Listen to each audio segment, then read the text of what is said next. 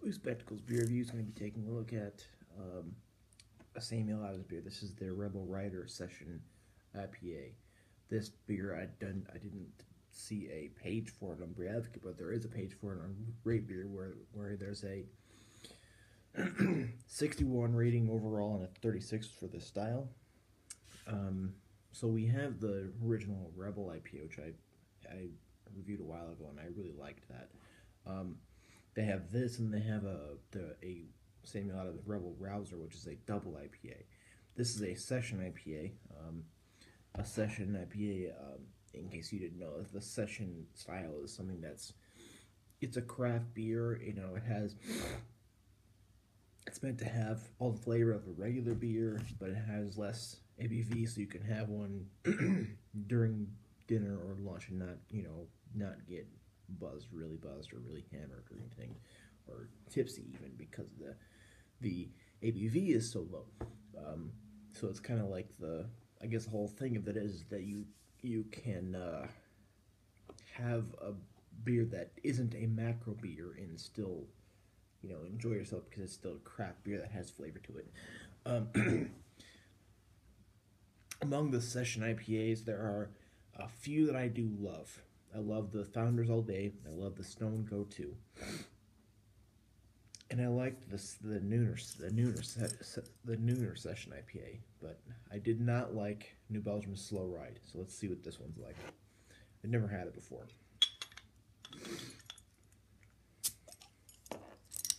Yep. That was some smoke. Definitely. Yeah, the original Rebel IPA was very nice. But I guess with session IPAs, it can be hit or miss. Some of them, like the Slow Ride, can just have like a dull hop flavor, and then that'll be it. Others, like the Go-To by Stone or the All Day, both great IPAs. Those two are very flavorful still. And that's just the way those two are. But then the others, like the Slow Ride, don't really have much flavor. Look at that head, how this, it's really spongy, has really big bubbles. But it is eggshell white and just really bubbly. Bubbly, of course, golden color, clear.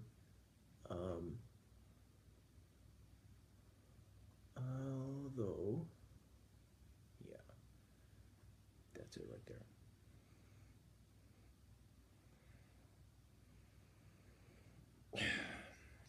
Definitely pick up a citrusy, hoppy thing going on, and a slight bit of white bready, barley maltiness.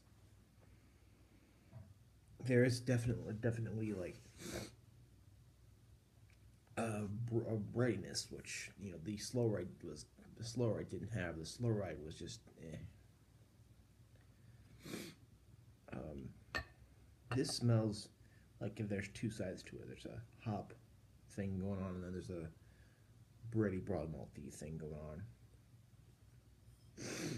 Bursting with bright citrus, grapefruit, and classic piney West Coast hop character, this beer has a soft, lingering bitterness and a lighter body overall. Our session IPA is brewed for easygoing days, so relax and enjoy. We'll see what this beer is like.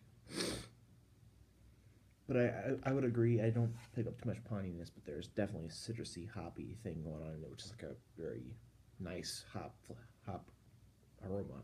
And there's a sweet, probably malty breadiness going on too. So let's go ahead and try this.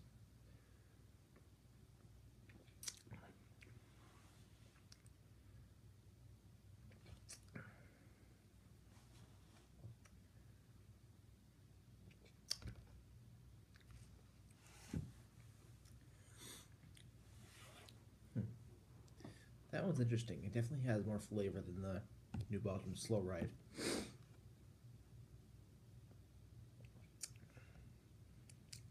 Okay, you do get a really citrusy, grapefruity hop bitterness and flavor. That's for sure.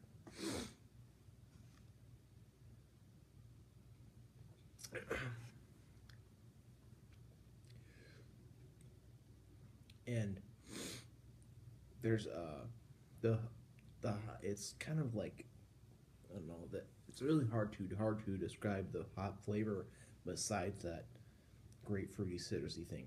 And on the back end after the hops, you do get a, it's not sweet, but it's like a barley malty, bready flavor. So in that way, it is, you know, it is cohesive.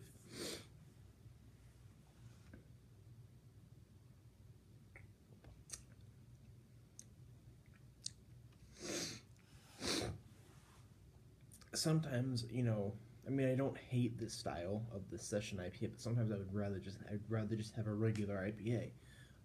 But even though Stones Go To and Founders All Day are both IPAs, I think are awesome, even though they are both session IPAs.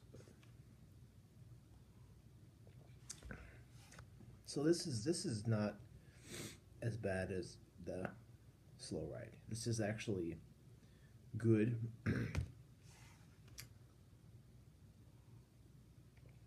The mouthfeel is light. Um, it's light. It's light like a lager, but it has a lot of hop character, which is really nice. Um,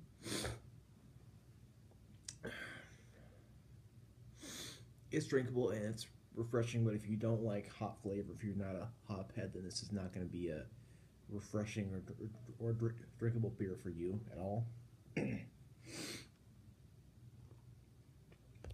Well, overall, better than the Slow Ride by New Belgium. However, not as good as Stones Go To, or not as good as Founders All Day. I'll give it a B plus. I think it is very good. It doesn't have some nice flavors going on, but I would prefer the original Rebel IPA to this.